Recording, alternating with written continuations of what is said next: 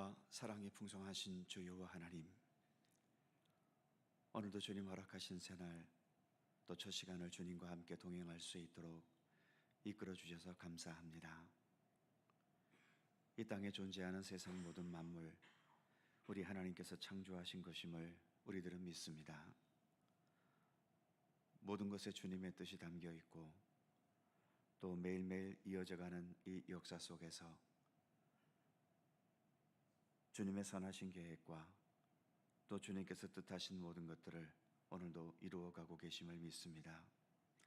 말씀 속에서 주님의 뜻을 더 깊이 깨닫게 하시고 또 주님의 뜻에 더 합당하게 살아가는 우리의 믿음의 삶이 되도록 오늘도 우리를 인도하여 주시옵소서.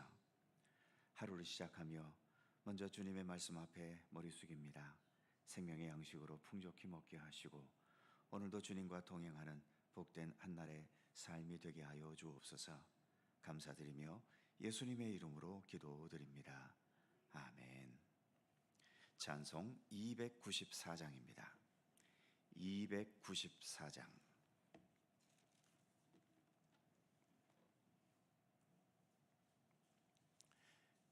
294장. 함께 찬송합니다. 하나님은 외아들을 주시는 데까지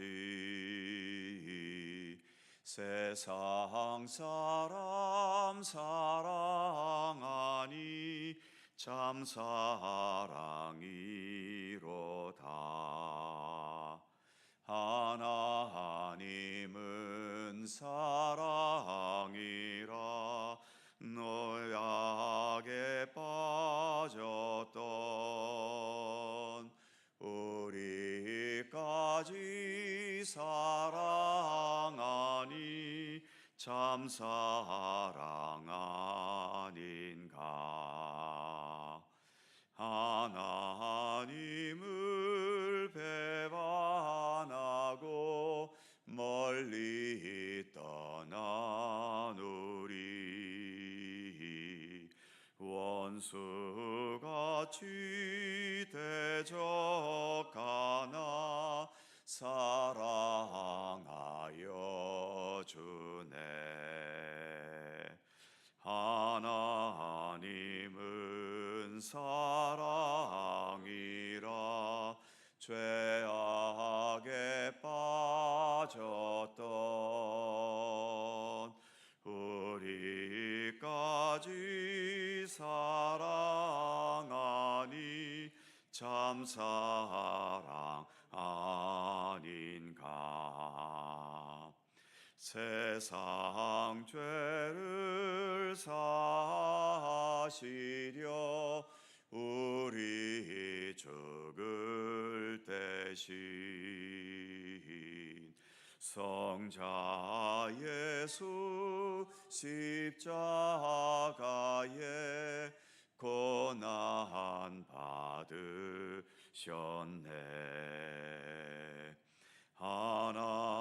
하나님은 사랑이라 죄악에 빠졌던 우리까지 사랑하니 참 사랑 아닌가. 이 사랑에 감사하여 곧 주께 나오라. 고난 영혼 주께 맡겨 구원을 얻으라. 하나님은 사랑이라 죄악에 빠졌던 우리까지 사랑하니 참 사랑 아닌가.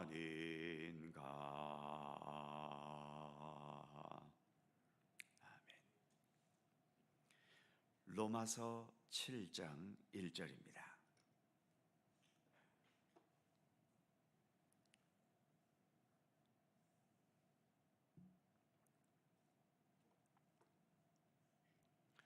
로마서 7장 1절에서 6절까지의 말씀입니다. 교독하시죠. 제가 먼저 1절 읽습니다. 형제들아, 내가 법 아는 자들에게 말하노니 너희는 그 법이 사람이 살 동안만 그를 주관하는 줄 알지 못하느냐?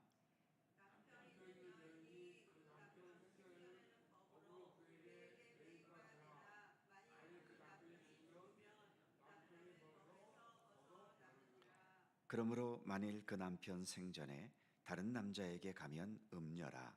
그러나 만일 남편이 죽으면 그 법에서 자유롭게 되나니 다른 남자에게 갈지라도 음녀가 되지 아니하느니라.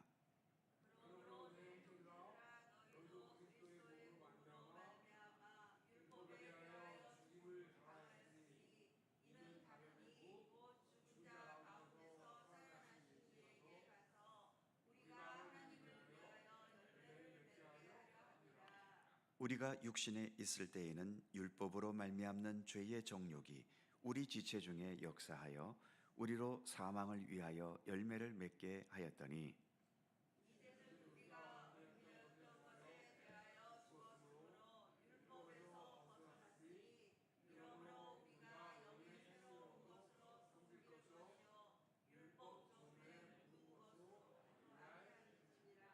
아멘. 세상의 모든 법은 우리가 살아있을 때 의미가 있습니다. 법이 없어지거나 무효가 되든지 아니면 내가 죽든지 이렇게 어느 한쪽이라도 죽으면 법은 아무 의미가 없지요. 바울은 부부관계로 이것을 설명합니다. 아내가 남편이 있는데 다른 남자와 결혼했다면 법으로도 음녀가 되지만 남편이 죽었다면 다른 남자와 얼마든지 결혼할 수 있다는 거죠. 즉, 음녀가 되는 법은 남편이 있을 때만 의미가 있다는 겁니다. 그런데 본문 4절에서 이렇게 말하지요. 그러므로 내 형제들아, 너희도 그리스도의 몸으로 말미암아 율법에 대하여 죽임을 당하였으니, 율법과 나, 이것이 의미가 없어지려면 둘 중에 하나가 죽어야 합니다. 그런데 율법은 죽지 않습니다. 율법도 하나님께서 주신 말씀인데 어찌 죽겠습니까? 그렇다면 내가 율법의 지배를 받지 않을 수 있는 방법은 오직 하나, 내가 죽는 거죠. 전에도 말씀드렸듯이 우리가 예수 믿고서 세례를 받는데 세례라는 이 예식은 죽는 예식이라고 말씀을 드렸습니다. 본래 세례는 온몸을 물속에 다 잠궈버리는 거죠. 이전에 내가 예수님과 상관없이 살아왔던 모든 삶을 예수님의 십자가의 죽으심과 함께 죽인다는 의미가 있는 겁니다. 그리고 물 밖으로 나올 때에는 예수님의 부활의 새 생명을 입은, 그래서 의롭다 하심을 입은 새로운 모습으로 다시 태어난다는 의미가 세례 예식에 있는 것이죠. 지금 읽은 4절 말씀에서도 너희도 그리스도의 몸으로 말미암아 율법에 대하여 죽임을 당하였으니 라고 말씀하고 있지 않습니까? 이 말씀처럼 우리는 예수 그리스도께서 십자가에 그 몸을 달려 죽으신 것과 연합해서 우리도 함께 죽었다는 것입니다. 이 죽음을 율법에 대하여 죽임을 당한 것이라고 본문은 말씀하고 있는 거죠. 이제 율법에 대하여 죽임을 당한 우리는 어디로 가야 될까요? 다시 또 율법으로 가야 할까요? 당연히 우리를 율법의 지배에서 벗어나게 하신 예수 그리스도께 가야 하는 거죠. 그래서 우리는 예수님의 지배를 받아야 하는 것입니다. 그래서 4절 후반부를 보면 이는 다르니 곧 죽은 자 가운데서 살아나신 이에게 가서 우리가 하나님을 위하여 열매를 맺게 하려 함이라. 그렇습니다. 우리는 더 이상 율법의 지배가 아니라 우리를 위해 죽으시고 그 죽은 자 가운데서 살아나신 예수 그리스도 부활의 생명 아래에 거하게 되는 은총과 은혜의 지배를 받고 있다는 것이지요. 당연히 우리는 4절 마지막의 말씀처럼 하나님을 위하여 열매를 맺게 하려 함이라. 하나님을 위한 그 열매를 맺는 삶을 살아가는 것, 이를 위해서 예수 그리스도 안에 거하고 예수 그리스도를 따르고 예수 그리스도를 위해 살아가는 이 믿음의 삶을 살아가는 것이 마땅한 도리이고 책임인 것임을 우리에게 말씀해 주고 있는 겁니다. 이어지는 5절과 6절에서 다시 한번 이런 말로 정리하고 있지요.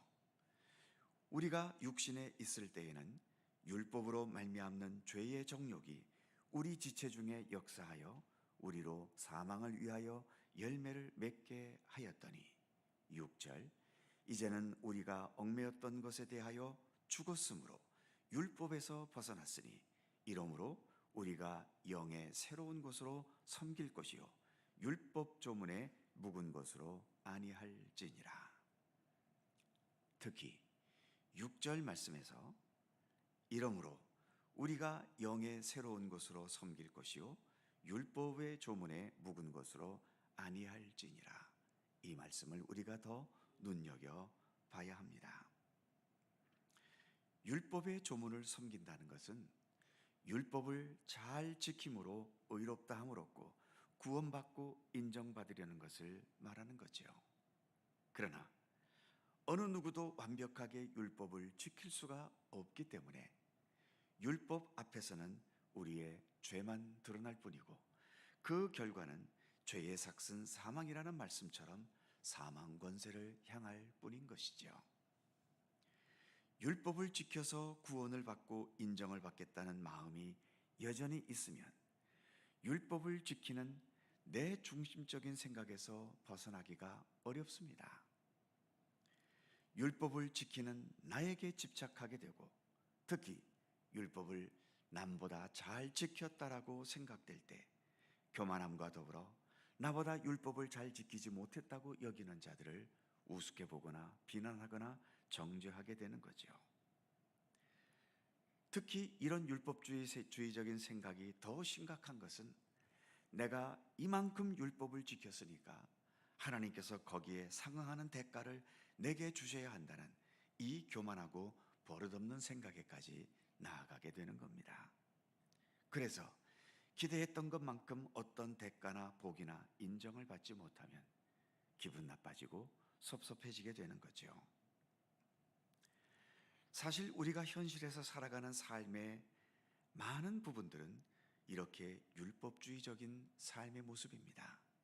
즉, 세상에서의 삶이라는 게 일단 남에게 인정을 받아야 된다는 강박관념이 우리에게 있지 않습니까? 그게 어찌 보면 우리의 삶의 기본입니다. 그래서 남에게 잘 보여야 되고 나의 어떤 장점을 과시해야 되고 그래서 인정을 받거나 인기를 받아야 합니다. 심지어 교회에서 우리가 예수님을 배운다고 하면서도 내가 봉사하거나 헌신하거나 또는 나의 존재가 제대로 인정받지 못한다고 여겨질 때 우리는 쉽게 분노하고 실망하고 또 상처를 받게 되기도 하지요. 이 세상에서 모든 최선을 다하시고도 십자가에서 조롱과 멸시와 죽임을 당하셨던 그 예수님을 보고 배우면서도 여전히 내 중심적인 율법주의적인 생각과 틀에서 벗어나지 못하는 게 우리의 현실이기도 합니다. 그래서 우리는 예수님 앞에서 그런 세상적인 율법주의를 어떻게 하든 버려나가려는 경건의 노력이 있어야 되는 거죠. 율법을 잘 지켜서 내 의로움을 과시함으로 하나님께 인정받거나 다른 사람에게서 인정받으려는 생각을 버려야 합니다.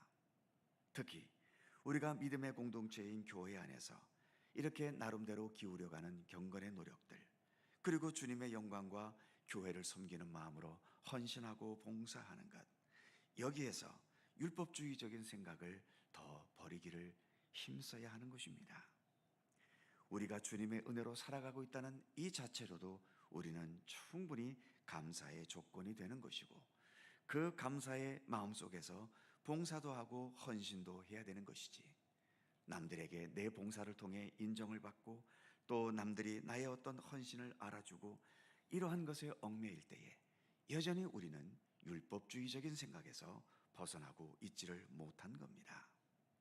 우리는 이미 갚을 수 없는 나를 의롭다고 여겨주시는 주님의 은총과 구원의 은혜를 받고 있는 것에 언제나 무한 감사해야 하고, 나에게 길과 진리와 또 생명 되시는 예수 그리스도라는 참된 삶의 길을 제시해 주신 것을 겸손히 받아들여서, 그래서 감사와 겸손과 순종의 의지로 예수님을 따르는 삶을 살아가려고 해야 하는 것입니다.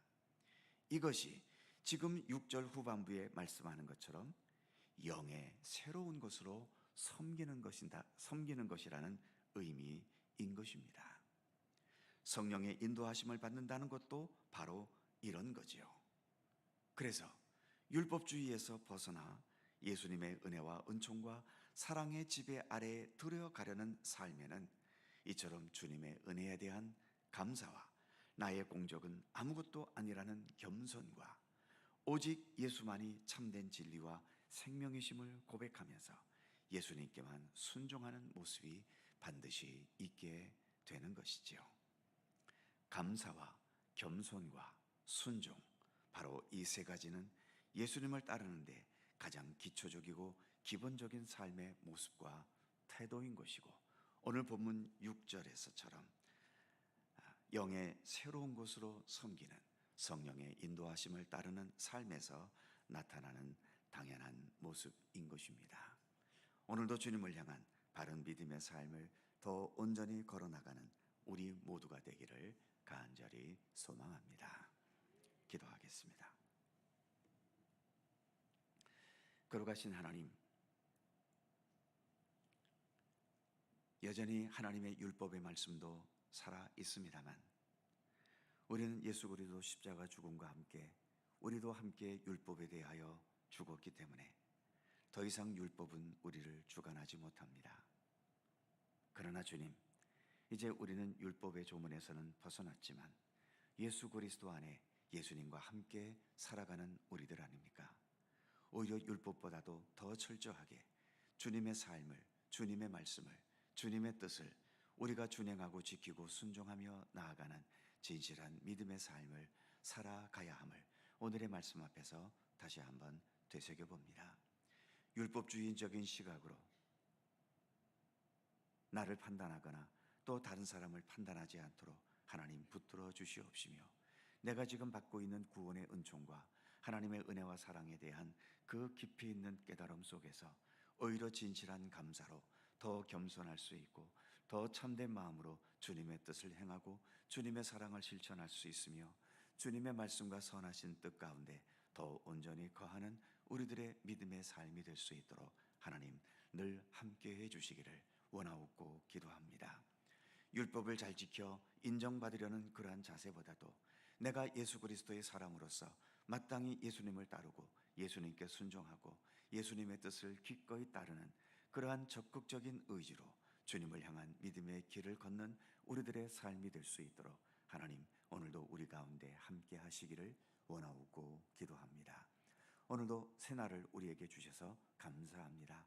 오늘도 주님의 은혜 가운데 주님의 사랑 가운데 살고 있음을 믿고 확신하면서 감사의 의지로 오늘도 우리에게 주어진 모든 삶을 더 성실히 또 주님의 뜻에 따라 아름답게 살아가기를 힘쓸 수 있도록 우리에게 굳건한 믿음의 의지를 더하여 주시옵소서. 오늘도 여러 육체의 질고와 아픔 속에서 주님의 치유의 은총을 바라며 기도하는 우리 성도들의 간절한 기도를 기억하여 주시옵소서. 또 여러 삶의 어려움과 고통과 위험 속에서 오늘도 주님의 돌보심과 주님의 인도하심을 간절히 사모하는 우리 성도들의 간절한 기도도 하나님 기억하여 주시옵소서.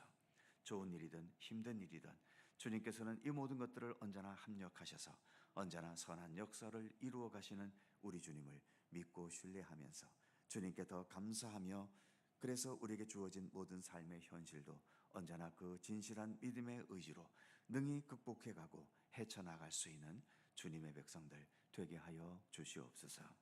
오늘도 주님의 평강과 은총이 우리의 삶 가운데 함께 하시기를 원하오며 우리 구주 예수 그리스도의 거룩하신 이름으로 기도하옵나이다. 아멘. 하늘에 계신 우리 아버지, 아버지의 이름을 거룩하게 하시며 아버지의 나라가 오게 하시며 아버지의 뜻이 하늘에서와 같이 땅에서도 이루어지게 하소서. 오늘 우리에게 일용할 양식을 주시고 우리가 우리에게 잘못한 사람을 용서하여 준 것 같이 우리 죄를 용서하여 주시고 우리를 시험에 빠지지 않게 하시고 악에서 구하소서. 나라와 권능과 영광이 영원히 아버지의 것입니다. 아멘. 함께 기도하시고 자유롭게 돌아가시겠습니다.